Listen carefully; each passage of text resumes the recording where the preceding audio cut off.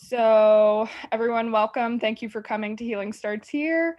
And we've got Hillary Kinsey here to talk about self-care at work.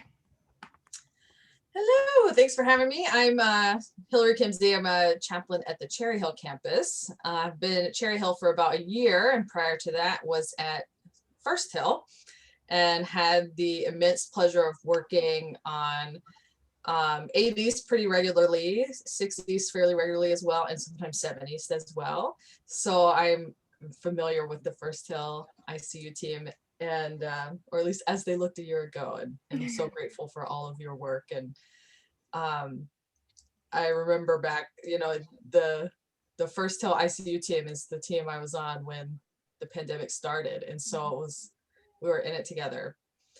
So a little bit about what we'll talk about today. Talking about self-care at work, and in the very beginning I have a couple of questions that I'll pose to you all to ponder. So to get a head start on that, just be thinking about something that you do for your own self-care when you're not at work. And then as we're getting into our time together, we'll chat a little bit about how can that translate to being at work. So I'm going to share my screen. I used to be a teacher, so forgive me for all the bells and whistles. That was my first career. We'll share that. It doesn't make noise, so should be good there. There we go. Everybody see it? Mm-hmm. Perfect. Okay, let's just jump right in. So you've had a couple seconds to think about it. What is self-care? So what images, activities, what comes to mind for you when you think of self-care? And I'm happy to share my own. I'm a big nerd. I love to read. If you can see my office right now, there's a whole bunch of Wonder Woman paraphernalia in here. And and also walking, being outside. I kind of like to watch birds. Again, just really a big nerd. Also massages, really into massages and those sorts of things. What do you guys do for self-care? What comes to mind? You can go first, Kathleen. Oh, well, thank you. Well, I think being out in nature is really one of the biggest healers for me. Yeah. Anything that really enlivens the senses, sight, smells, touch, all of those kinds of things really, really kind of get me more in touch with my own body so that I can be a little bit more aware of, how I'm feeling, what I'm doing, how I'm moving through the world. So I love to be outside. I'm a gardener, and I love the metaphor of gardening for life. So it's a really great, really great tool for self-care for me. And I have a very active meditation and yoga practice. Wonderful. And have for years. So those are really important. And some of the things you mentioned too, but I think for me, a lot of it is about, really slowing down and taking time and just saying, this is really important for me. It's important for me to be able to continue doing what I'm doing. So, yeah. Thanks, Kathleen. Yeah. I muted myself because my dog is whining right now. So there's something stuck under the couch that she wants me to get for her, but whatever. So walking the dog, going to the dog park, and just kind of strolling through with the dog. That's really cool. I like nature as well. Going for walks either outside or by the ocean. I love living by the water where you can just go stroll along the water. It's my spirituality is where I can kind of see out into the ocean and just kind of look into the forever horizon. Very cool. Yeah. And meditating that way, I find little moments in my life where I can do meditation. It sounds really strange, but after my family goes to bed, I do the dishes, and I make sure I clean the sink and, you know, the kitchen and stuff like that. And it's very meditating for me is to, you know, get the kitchen all, everything is like in its place, and you know, all the dishes are out of the sink, and it's very meditating and calm. Puts me in a really nice space to be able to go to sleep. And it's very OCD for me, I understand, but it's also very cool for me to be able to do that, and I do it all by myself. I love that. And I do that every day. So my wife does the laundry and I do the dishes, and it's a really good thing. Yeah, and you know, those things like massage and Yeah. you know, when I can get around to it is really nice. So Yeah, thanks. oh, mowing the lawn. Oh my God. Mowing the lawn is so awesome. Love it. Also a wonderful meditative thing. So when I can join meditation with doing a chore, it's really great. And I'll do it Yes. by myself. I really like them a lot. So anyway, You thanks. don't know, but you are feeding so nicely into my presentation. Yeah, yeah. I Sarah, what didn't about plan. you? Yeah, so for me, I think definitely journaling, just getting my emotions or thoughts out in a space that you know, no one else is gonna read it or judge it or anything. I can just say what I want. And doing facials actually, or not, yeah, I called them like face masks in the last session, but it is like a facial, like you're putting stuff on your face and letting it dry and then washing it off. I love doing that because I do it at night, like before I go to bed, and then I wake up and I'm like, my skin looks so much better. And I don't know if that's actually true or not, but in my mind it is. And so, and it's nice too because I think usually I'll try to not do something productive while I'm like letting the mask dry, but sometimes I'm like cleaning or something. Mhm. And yeah, I love running, yoga as well. And I'm like really into rock climbing too. So Ooh, nice. When I was in much better shape, I loved rock climbing. The inside kind. The not the I'm clearly attached to the roof kind. right.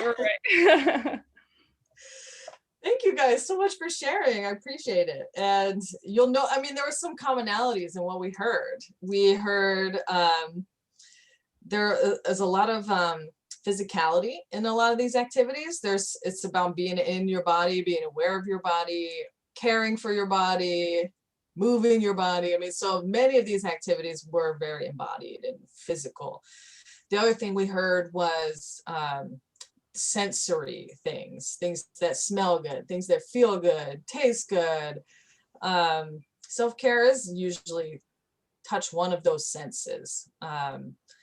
And I also noticed that all these activities, most of them make us either feel relaxed. I think that's the end goal in most of them. Even if it is by first exerting yourself, you feel like running or yoga, you feel relaxed and centered afterwards. And making us be aware of our bodies and aware of our emotions and how we feel. And so the tough thing about all the activities that were named is we can't do most of them at work. So I don't know if you're like me, but I associate self-care with almost anything that is not at work, like the opposite of work, the anti-work, really. So when you're thinking about how is it that we can have self-care while at work, I just think it's a little easier for my mind to wrap around it if I call it self-compassion. Just for me, self-care is such a loaded term, and it makes me think of all the things you named that are the anti-work. And self-compassion is something that we can strive to have for ourselves all the time. And Stephen and Kathleen and Sarah, both of you, all of you really have sort of fed into my theory about how can we have compassion for ourselves at work with what you've named. And so I'm so thankful for each of you for sharing. A heads up is that most of this material comes from Kristen Neff. She's a great researcher on self-compassion, and her website there is selfcompassion.org, super easy to remember. It has a lot of free stuff on there. There's little meditations, audios, videos. Let me pull up the chat because there's a few links I'll throw in there for you. And Sarah will get those to everybody afterwards. So if you're a nonfiction reader, I highly recommend her books, either audiobook or otherwise. And if you don't have time for that, that's totally legit. I'd recommend her website for sure, because there's some free meditations that you can look into. And what I learned from studying her work is that the trick really to self-compassion is to make it a habit. And I'm thinking especially of Stephen sharing about washing the dishes, something he does all the time, regularly at a specific time, and then he pairs that with meditation. And it is a repetitive, sort of mindless task, but that gives him the freedom to let his mind go elsewhere and to focus on the inner life. And so obviously we probably have fewer moments during a shift where we can do those things. So the goal here is to think of things, little activities that evoke some of the similar feelings and same elements of your self-care routine that you do outside of work, but figuring out how can I pair that with these little moments I have during a shift, where you want to make it fast, easy, repeatable, and meaningful. It's not, if it doesn't actually make you feel good, what's the point? So we'll be brainstorming a little bit about how we can do that. Make easy, fast, repeatable, meaningful habits for our workday. The other key thing, other than creating these habits, is sort of a shift in mindset. And I think a lot of the healing starts here. Sessions have touched on this. This idea of having compassion for yourself is not just physical activities or little habits that we create. It's a shift in mindset. Let's see, I'm gonna copy this link for you if it will let me. And it might be I'll just send it to you afterwards. I think that's what I'll do. But this is about a 9-minute video. And so most of us having 9 minutes at a shift is not so much, but we'll send it out to you. And it's a lot longer than you would actually need, but in her video, she models a sort of meditative process that you can easily do at work. And it's specifically for caregivers. And the important part of those shifts in mindset that we have to make, all of us as caregivers, is acknowledging this universality of the human experience. Everyone is on their own journey. Everyone suffers. Everyone experiences this. I'm not alone in experiencing what I'm feeling.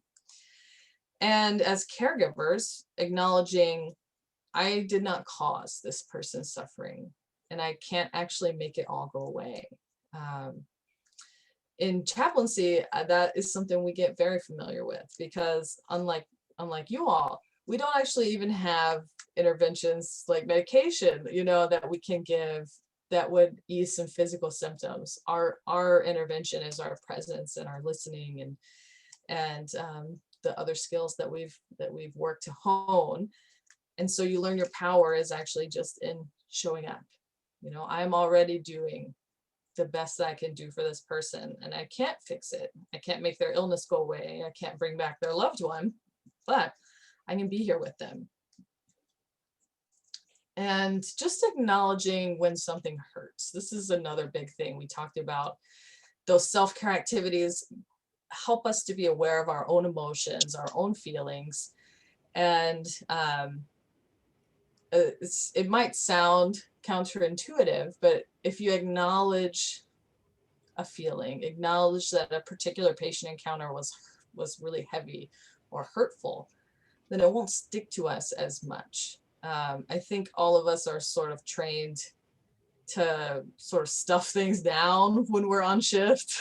And for me, the more I stuffed, it's just all gonna explode later. And so I find that for me, acknowledging when something's really difficult and then tending to myself, even if it's just a 10-second thing, really helps me to let it go, actually, and rather than holding on to it and having it buried to explode later.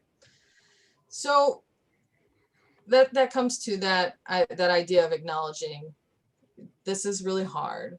I wish, that I could fix it. But I'm going to try to help if I can. And so just acknowledging where you have power. Many Alcoholics Anonymous and other 12-step groups will talk about the serenity prayer, which is grant me the courage, grant me the serenity to accept the things I cannot change, the courage to change the things I can, and the wisdom to know the difference. It's a classic for a reason. Acknowledging what you have power over and focusing on that is an empowering thing. To let go of things you cannot control, as hard as that is to do sometimes, is an empowering thing and can help us feel more agency. So self-compassion is more just a shift in mindset. It's showing ourselves kindness both in what we do for ourselves and how we think towards ourselves. One of the things I tell patients often is, if I hear them talking down to themselves or something like that, I'll ask them, who's important to you in your life? Think of that person. Would you ever talk to them that way? And they always say no. Of course not. I would never talk to my child, my spouse, my best friend. I would never talk to them that way. So why are you talking to yourself that way? And so again, a shift in mindset towards how we treat ourselves. So another thing that Kristen Neff talks about is the self-compassion break. It sounds a lot more involved than it really is. These steps, really, you can do them in 15 seconds. So, and if you do them regularly, that is, again, helping your mind shift to having more compassion directed inward. I think many of us get into this job because we have great compassion for others and we want to be present with other people, but it's not always easy to show ourselves that same compassion. So if you find yourself during a shift realizing that something hurts, something's hard, maybe it is a code or a patient situation or a family member screaming at you on the phone, I mean, any manner of things, then the self-compassion break is something that you can do. You can draw it out a little bit if you're on a break, or you can do it in the 15 seconds it takes to wash your hands when you're coming out of that room. The first step is just acknowledging this is a moment of suffering. This sucks. What just happened was not fun and it hurt. And I feel whatever it is, acknowledging what feelings that you have. And that's a mindfulness exercise, which again, many of our self-care practices are getting ourselves to feel our feelings, to be aware of what's going on in our inner life. So you think to yourself, wow, this hurts. Sometimes in my head, it's just ouch. And the next step is, again, connecting to that universality. Suffering is a part of life. Everyone goes through moments of suffering. And what I found helpful is, putting yourself into that crowd of healers, all these nurses, all these doctors, chaplains, everybody. I think I'm not the only caregiver who has felt this. That is the sort of the universality I've found myself reaching for during the pandemic. Like, I'm not the only caregiver who is going through this. Other people are going through this. And the third step is just, even if it's just a mental mantra that you give yourself, showing yourself some compassion. May I be kind to myself? And what I often pair for my own practice with the self-compassion break if I come out of a really hard visit, maybe it was a death that was really sad and the family was very emotional, or just a really heavy visit where a patient might have shared something that was difficult to hear. One of the things I like to do is to walk back to my office, and I have this hand lotion that smells really nice. So currently I have this hand lotion that smells like grapefruit, which reminds me of the last trip I went on to the Middle East where they had fresh grapefruit juice everywhere. It was so good. And so I'll go down to the office and put the lotion on my hands. So again, that goes back to that physicality. It's attending to oneself. And it's sensory. It touches my sense of smell and also my feeling of my body. And I think that was hard, but you're okay. Let's move to the next thing. And it really helps me because over time that smell becomes associated with you're going to be okay. Because every time you do it, I'm telling myself that was hard, but you can do it. You can go do the next thing. So the longest time it was an orange blossom lotion, and that smell, anytime I smell it, will be attached to that memory. Now, if you're on shift and are an ICU nurse, you might have time to just walk away and go find some nice hand lotion. But what you do certainly have is number one, the Purell on your way out of a room. You can make that a very meditative 10 seconds. The other thing is the scentless lotions are everywhere, and the Purell dries out all of our hands. And so if you do happen to see one of those, you can turn that into a little bit of a meditative moment. It doesn't smell nice, but it still feels nice. And it's a way of caring for your hands. That was hard work, even if the mainly hard work was emotional and you're taking care of yourself. So that's how I use the self-compassion break. And it is really making me wish I had that lotion with me. So the bulk of my presentation is just to give you a couple examples, and then I'm going to wrap up so we can have discussion. But really quickly, here's a couple examples of fun little practices that you can edit, adjust, and maybe fit into your routine for showing yourself compassion while you're in the middle of a shift and you don't have time to go for a walk or time to read a book, those sorts of things. You heard my one about the hand lotion. I'm a big fan of that because it's practical and it still is sort of touching on those self-care feelings, tending to yourself and having that sensory and physical experience, and pairing it with meditative thinking. Plus we wash our hands all the time. So if you can pair that, much like the dishes, something that you do frequently, pair it with meditation.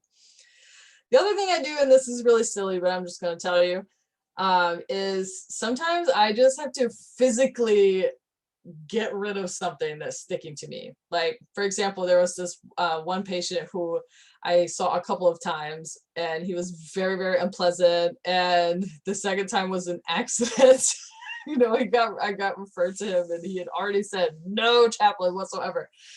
Was not happy to see me again. And so I excused myself right away, and I was like, that does not feel good. So I got in the elevator to go up one floor.